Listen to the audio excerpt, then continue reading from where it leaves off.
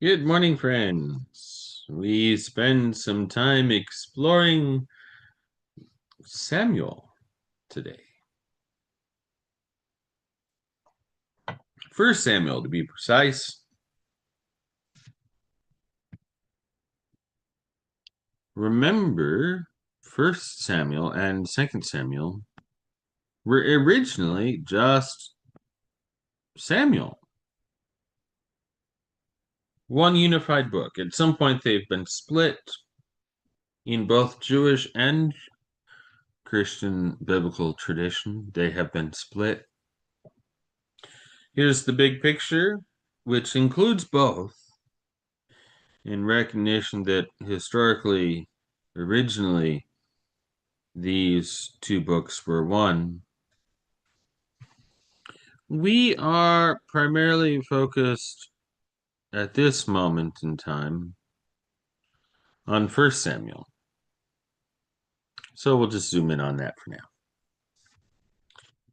We are still fairly early in the 31 chapters that are First Samuel. We're starting chapter 3 today. Chapter 3.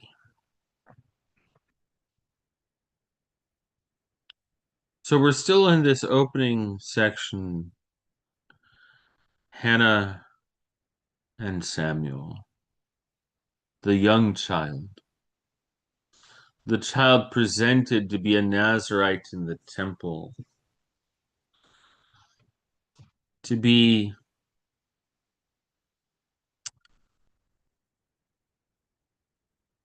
in some sense the priest Eli's second chance at raising faithful offspring.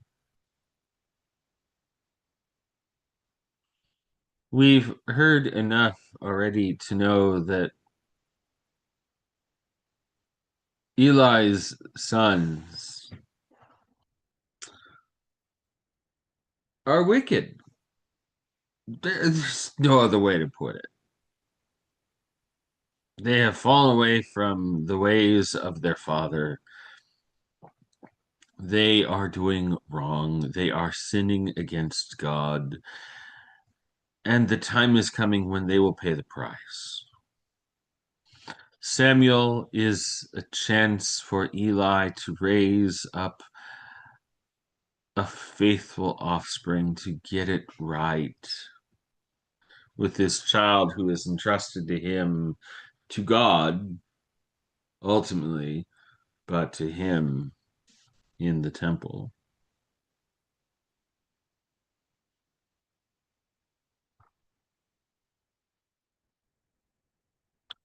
So, friends, this is where we are for now. We won't be there much longer since this only goes through chapter 3. Chapter 4 marks a transition.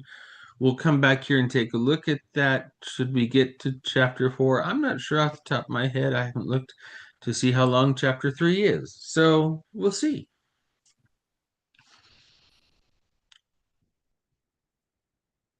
I'll be reading from the left-hand column, which is the complete Jewish Bible, which, shock of all shocks, it's a Jewish Bible. The text in the right-hand column is a Christian Bible, specifically the New Revised Standard Version Updated Edition.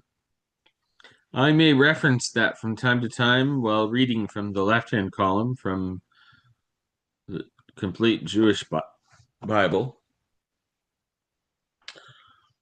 Most likely the major thing will be here to bring Jewish biblical language that is different, is unique to our awareness from the lens of Christian biblical language. Persons, places, and things are not always the same. Like we're reading through Samuel's life, through the books of Samuel. And Samuel is not Samuel in Jewish biblical tradition. Shmuel. That's Samuel. Shmuel.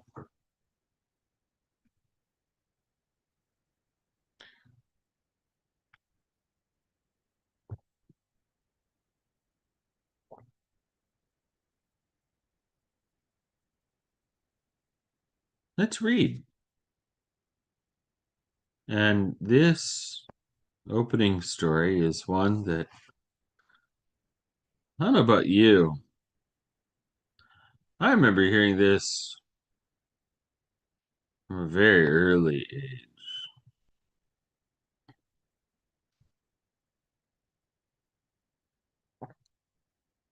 The child Shmuel continued ministering to Adonai under Eli's direction.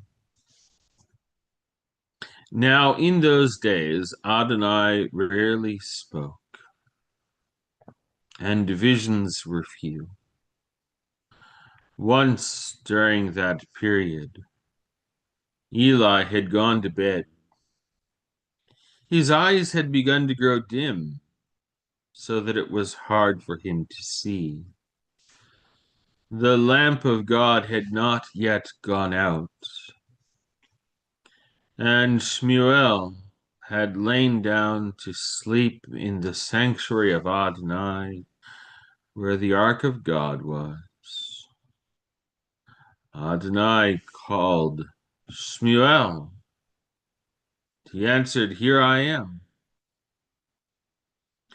Then he ran to Eli and said to him, "Here I am, you called me." But he said, "I didn't call you. Go back and lay down." So he went and lay down. Adonai called a second time, "Shmuel."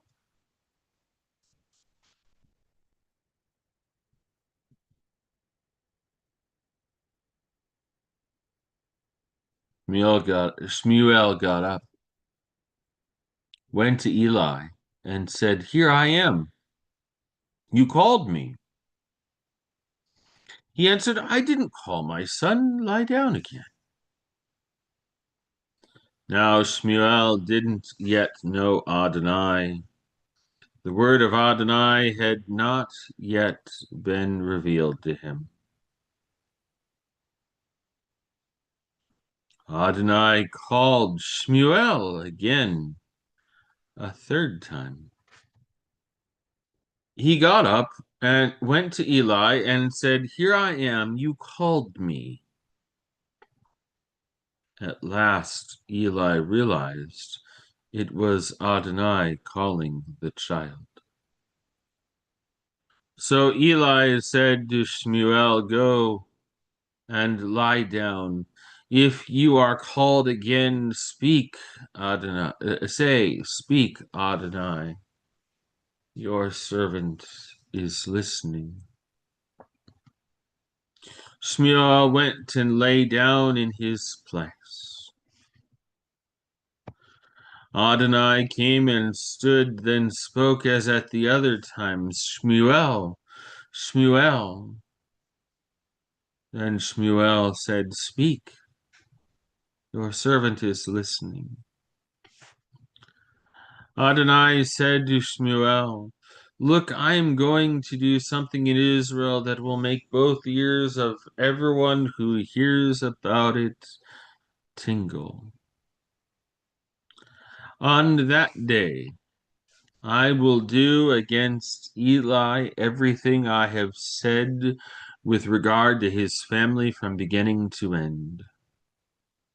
For I have told him that I will execute judgment against his family forever, because of his wickedness in not rebuking his sons, even though he knew that they had brought a curse on themselves. Therefore I have sworn to the family of Eli that the wickedness of Eli's family will never be atoned for by any sacrifice or offering. Let me just say briefly,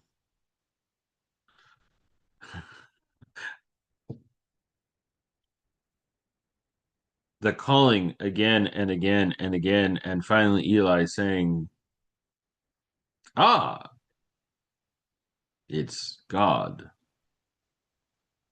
Say your servant is listening. Speak." That's the part of the story that I remember hearing as a little child. As a kid, the actual thing that God has to say to Samuel, you know, that's not something that we like to talk about so much. Let's continue. Shmuel lay there until morning. Then he opened the doors of the house of Adonai. But Shmuel was afraid to tell Eli the vision. Then Eli called Shmuel. "Shmuel, my son." He answered, "Here I am." Eli said, "What did he say to you? Please don't hide it from me. May God do whatever he said and worse. If you hide from me anything he said to you." So Shmuel told him every word and hid nothing.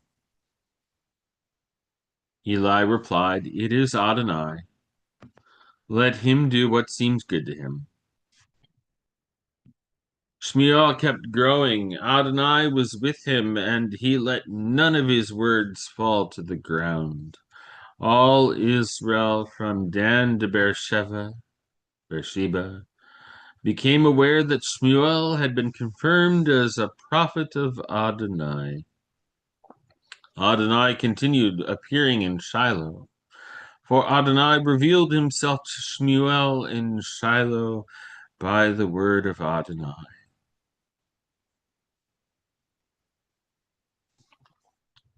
So that brings us through chapter 3. Chapter 4, let's flip over and look at the big board here before we continue reading. Chapter 4 through chapter 7, there is strife with the Philistines. The ark is stolen. It's returned. There's a grand story on both sides of how it is stolen and how it is returned. And keep those words of God to Samuel in awareness, especially for the moment when the ark is stolen. The ark is in the possession of the sons of Eli, who are both killed. That's how the ark is taken. The two priests who had oversight over the ark were killed.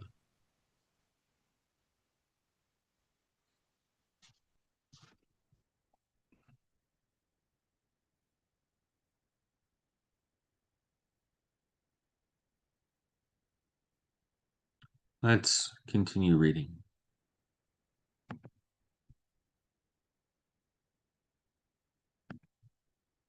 So the word of Shmuel came to all Israel.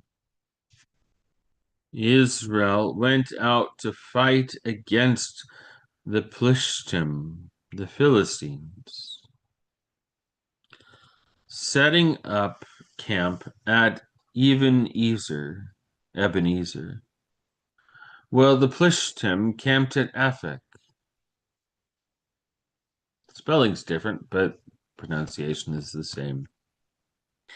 The Plishtim drew up in battle formation against Israel. The battle was fierce, and Israel was beaten by the Plishtim. They killed about 4,000 soldiers on the battlefield. When the army had returned to camp, the leaders of Israel asked, "Why has Adonai defeated us today before the Plishtim? Let's bring the ark for the covenant of Adonai from Shiloh to us, so that he will come among us and save us from our enemies. So the people sent to Shiloh and brought from there the ark for the covenant of Adonai Tzavot, the Lord of hosts, who is present above the Kruvim, the cherubim. The two sons of Eli, Hophni and Pinchas, Hophni and Phinehas, were there with the ark for the covenant of God. When the ark of for the covenant of Adonai entered the camp, all Israel gave a mighty shout that resounded through the land. On hearing the shout, the Plishtim asked, "What does this great shout in the Hebrews' camp mean?" Then they realized that the ark of Adonai had arrived in the camp, and the Plishtim became afraid. They said, "God has entered the camp, we're lost." There was no such thing yesterday or the day before. We're lost. Who will rescue us from the power of these mighty gods? These are the gods that completely overthrew the Egyptians in the desert. Be strong and behave like men, you Plishtim, so that you won't become slaves to the Hebrews as they have been to you.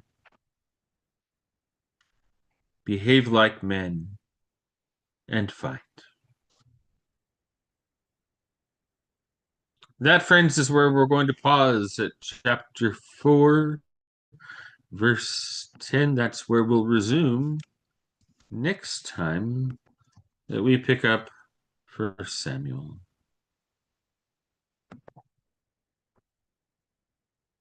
Have a blessed day, dear friends. Peace be with you.